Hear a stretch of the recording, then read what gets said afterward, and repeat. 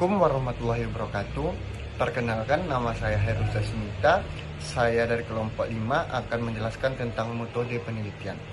Metode penelitian pada dasarnya merupakan cara ilmiah untuk mendapatkan data dan tujuan dengan kegunaan tertentu.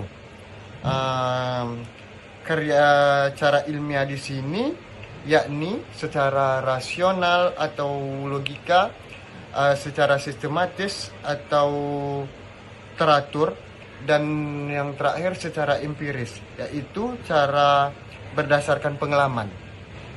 Nah, di dalam metode penelitian ini terbagi menjadi dua, yaitu penelitian kualitatif dan penelitian kuantitatif. Di sini saya akan menjelaskan apa itu metode penelitian kuantitatif. Metode penelitian kuantitatif ini suatu proses menemukan pengetahuan yang menggunakan data berupa angka sebagai alat menganalisis keterangan mengenai apa yang ingin diketahui. Penelitian kualitatif ini memerlukan, yang pertama itu hipotesis, yang kedua itu pengujian, yang digunakan untuk menentukan tahapan-tahapan berikutnya seperti penentuan teknik analisis dan formula statistik yang akan digunakan. Jenis penelitian kualitatif lebih berfokus pada data-data yang berupa angka. Baiklah, metode yang kedua yaitu metode kualitatif. Metode kualitatif ini menurut Suryono 2010, penelitian kualitatif adalah penelitian yang digunakan untuk meneliti, menentukan, menggambar dan menjelaskan kualitas atau keistimewaan dari pengaruh sosial yang tidak dapat dijelaskan, diukur atau digambarkan melalui pendekatan kualitatif. Penelitian kualitatif bersifat deskriptif dan cenderung menggunakan analisis. Proses yang makna lebih dianjurkan landasan teori yang dimanfaatkan sebagai pemandu agar fokus penelitian sesuai dengan kata dan fakta di lapangan. Selanjutnya, ciri-ciri penelitian kuantitatif. Ciri-ciri penelitian kuantitatif ini ada 10. Yang pertama, itu sumber teori yang kuat. Yang kedua, adanya hipotesis. Yang ketiga, definisi yang operasional. Yang keempat, adanya sampling.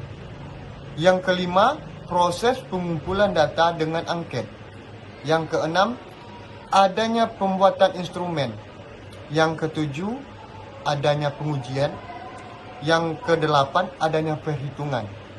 Yang kesembilan, adanya pengujian hipotesis. Yang 10, yang terakhir, ciri-ciri penelitian kualitatif ini adanya penelitian penuh dengan angka-angka statistik. Ciri-ciri penelitian kualitatif. Ciri-ciri penelitian kualitatif ini ada 4. Yang pertama yaitu latar alami atau yang disebut juga dengan latar yang natural. Yang kedua, instrumen. Instrumen di sini yang biasa digunakan adalah manusia. Yang ketiga, memanfaatkan pengetahuan tak terkatakan. Yang terakhir, yang keempat, data kualitatif untuk mengungkapkannya adalah kualitas rendah. Selanjutnya, tahap penelitian kualitatif. Di tahap penelitian kualitatif ini ada 5. Yang pertama itu orientasi, yang kedua reduksi, yang ketiga tahap seleksi, yang keempat tahap eliminasi, dan yang terakhir itu penilaian kembali. Di mana kalau yang pertama itu orientasi, yaitu peneliti mendeskripsi apa yang dilihat. Kalau yang kedua itu reduksi atau fokus. Reduksi atau memproduksi informasi dari tahap pertama. Lalu yang ketiga tahap seleksi. Tahap seleksi di mana ini tahap penilaian. Tahap penilaian bagian yang fokus yang dapat diambil. Lalu yang keempat itu tahap eliminasi. Eliminasi di sini mengeluarkan informasi yang tidak penting dalam penelitian kita tersebut. Sedangkan tahap yang kelima itu penilaian. Penilaian ini penilaian kembali oleh peneliti untuk memastikan apakah data itu sudah betul ataupun belum akurat. Sekian materi singkat dari saya. Materi selanjutnya akan disampaikan oleh rekan saya. Akhir kata, Assalamualaikum warahmatullahi wabarakatuh. Assalamualaikum warahmatullahi wabarakatuh. Perkenalkan, nama saya Fitri Yuliana dari kelompok 5 akan menyampaikan hasil presentasi yang telah dibacakan oleh teman saya tadi. Persamaan antara penelitian kuantitatif dan kualitatif. Ada beberapa persamaan yang dimiliki oleh kedua desain penelitian ini. Yang pertama, pada tahap awal, kedua penelitian dengan desain yang berbeda ini meneliti satu tema yang masih bersifat umum. Yang kedua, terkait dengan tema yang diteliti, tahap berikutnya adalah membuat pertanyaan-pertanyaan yang dimaksudkan untuk studi pendahuluan. Yang ketiga, masing-masing desain telah memiliki asumsi yang mendasari pelaksanaan penelitian tersebut. Yang keempat, dalam proses pelacakan informasi awal, terkadang digunakan metode yang sama seperti observasi, wawancara, dan dokumentasi, meski kadar pada masing-masing penelitian tersebut berbeda. Yang kelima, kebenaran data yang telah diperoleh diperiksa dengan cara masing-masing. Yang keenam, data yang telah diperoleh diolah dan dibuatlah laporan hasil penelitian yang telah dilakukan. Selanjutnya, populasi.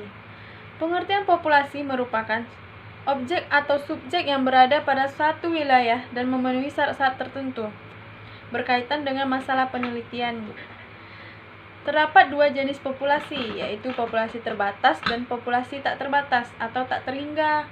Yang ketiga, berdasarkan sifatnya, populasi dapat dibedakan menjadi populasi homogen dan populasi heterogen. Selanjutnya, sampel. Pengertian sampel. Sampel merupakan sebagian dari jumlah dan karakteristik yang dimiliki oleh populasi.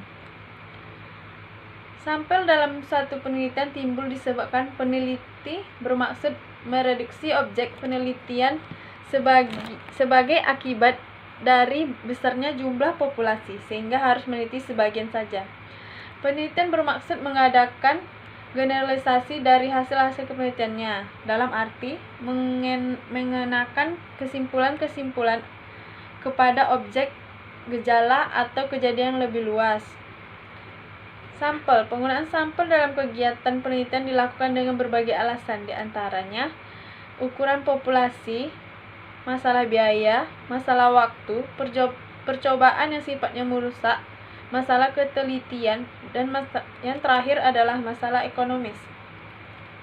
Teknik sampling. Teknik sampling adalah cara untuk menentukan sampel yang jumlahnya sesuai dengan ukuran sampel yang akan dijadikan sumber data sebenarnya, dengan memperhatikan sifat-sifat dan penyebaran populasi agar diperoleh sampel yang representatif. Secara umum, ada dua jenis teknik pengambilan sampel, yaitu random sampling dan non-random sampling, atau disebut juga probability sampling dan non-probability sampling.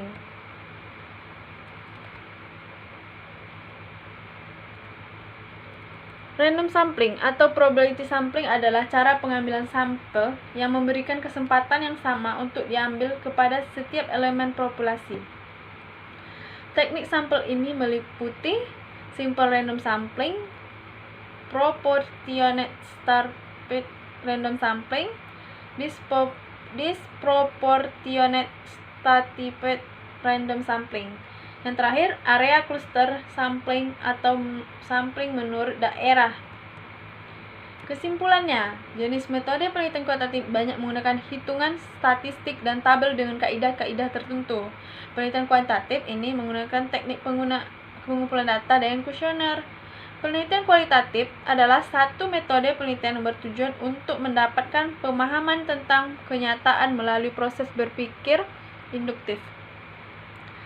Populasi adalah seluruh data yang menjadi perhatian peneliti dalam suatu ruang lingkup dan waktu yang ditentukan dilihat dari jenisnya. Ada populasi terbatas dan populasi tak terbatas, sedangkan dari sifatnya terdapat populasi homogen dan populasi heterogen.